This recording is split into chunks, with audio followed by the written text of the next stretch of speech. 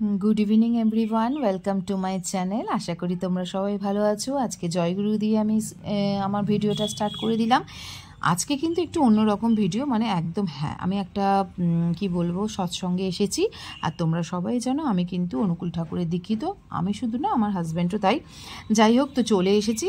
সেটা শুধুমাত্র সৎসঙ্গটা আমরা অ্যাটেন্ড করতে পারিনি কারণ এত প্রচণ্ড বৃষ্টি হচ্ছিল। মানে বৃষ্টি শুরু হয়েছে সেই সন্ধ্যে 6টা থেকে আর শেষ হয়েছে ভোর 3টে অবধি। তবুও পাড়ার লোক পাশের বাড়ি না গেলেও হয় না, তো সেখানে অ্যাটেন্ড না করতে পেলেও আমি আজকে তোমাদের সঙ্গে এই ভিডিওটাতে রয়েছে কি খাওয়া দাওয়া হয়েছিল সেগুলোই তোমাদের সঙ্গে শেয়ার করব।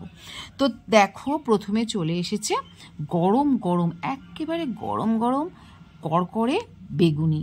ঠিক আছে, তো বেগুনিটা দেখতেই পাচ্ছ আমি খুবই নাড়াচাড়া করছি কিন্তু ভাঙতে পারছি না। তার মধ্যেই চলে এসছে কিন্তু আবার একদম বাসন্তী পোলাও, সব থেকে প্রিয় এবং কি বলবো আমাদের সবারই খুবই প্রিয়। যাই হোক এখনও পর্যন্ত কিন্তু আমি বেগুনিটায় ভাঙতেই পারিনি। চলে এসেছি আবার আলুর দম, কি মুশকিলের ব্যাপার। প্রথমে তো আগে বেগুনিটা খেয়ে নেবো, তো সেটা খেতেই পাচ্ছি না। যাই হোক তো আমি দেখো আলুর দম দিয়ে পোলাওটা খেতে স্টার্ট করে দিয়েছি, তাও কিন্তু আমার বেগুনি মুখে যাচ্ছেই না কারণ এতটাই গরম। আর বাইরে চলছে ধুমধুমার বৃষ্টি। এই রকম বৃষ্টি এই প্রথমবার, জাস্ট এই প্রথমবার মানে মানে বহরমপুরে এই প্রথমবার এত বৃষ্টি হচ্ছে। তো দেখতেই পাচ্ছ যে কি বলবো খাওয়া দাওয়া চলছে। আর আমরা তখন এসেছি আসবো করে, তখন বাজে 10:45। কিছু করার নেই, বৃষ্টি কমছে না। ভাবো মানে রাস্তার ওপরেই তাদেরও বাড়ি, কিন্তু আমরা যেতে পারছি না ছাতা নিয়েও। তো ওইখান থেকে একটুখানি এতটুকুও নয় 5 মিনিটের রাস্তা, তবুও একটা টোটো নিতে হলো। টোটো নিয়ে ওদের বাড়ি অবধি আমরা গেলাম। গিয়ে তারপরে কিছু সংখ্যক কথাবার্তা যেমন চলে সেমনি চললো। আর এইদিকে দেখো আমার ছেলে মেয়ে কিন্তু আমাদের অপোজিটে বসেছে আর আমি বসেছি আর আমার হাজব্যান্ড বসেছে। তো সবাই একটু কি বলো তো মন মেজাজ দেখলাম একটু খারাপ, কারণ রান্না বান্নাও সেভাবে করা হয়েছে আর গুরুদেবের সৎসঙ্গ বলে কথা। আসলে সৎসঙ্গটা একটা কারণের জন্য, ওটা ছিল সে বাড়ির একটা বাৎসরিক। ঠিক আছে, আমরা সম্পর্কে মামা শ্বশুর হয়, তো সেই মামা শ্বশুরের বাৎসরিক ছিল। আগের বছরও ভিডিওতে তোমরা দেখতে পাবে, তো আগের বছরে উনি মারা গেছিলেন, তো ওনারই বাৎসরিক চলছে। আর যেহেতু গুরুদেবের আমরা দীক্ষিত, যারা জয়গুরুর দীক্ষিত তারা জানবে যে আমাদের যখন বাৎসরিক হয় তখন কিন্তু এই জয়গুরুর সৎসঙ্গ করেই আমাদের বাৎসরিকটা কমপ্লিট করতে হয়। তো যাই হোক এটাই কারণ ছিল, সেটা বলে দিলাম। আর কি বেশ বলে এদিকে দেখো এত সুন্দর টেস্টি রান্না, কিছু বলার নেই। আর গরম গরম একদম বেগুনিটা মনে হয় এবার আমি খেয়ে ফেলেছি, কারণ এত সব থেকে আকর্ষণীয় কিন্তু যতই হোক বেগুনিটা আমার দারুণ লাগে। আর কড়কড়ে হলে তো আরও ভালো।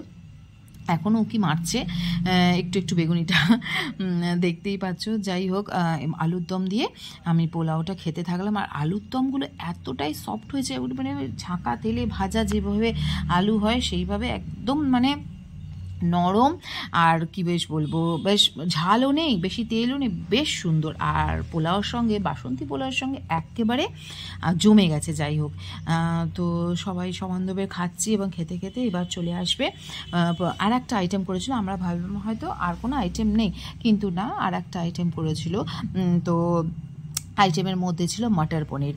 মটর পনিরটা আমার ব্যাপক লেগেছে, কারণ আমি বুঝতেই পারিনি যে নেক্সট আইটেম মটর পনির থাকবে। তো তাহলে হয়তো আমি এতটা আলুর দমের প্রতি ইনভেস্ট করতাম না। যাই হোক আমার বেস্ট আর প্রিয় জিনিস হচ্ছে আমার মটর পনির। তো যথারীতি মটর পনির দিয়ে দেবে, কিন্তু আমি মেনুগুলো তোমাদের আরেকবারও বলে দিই।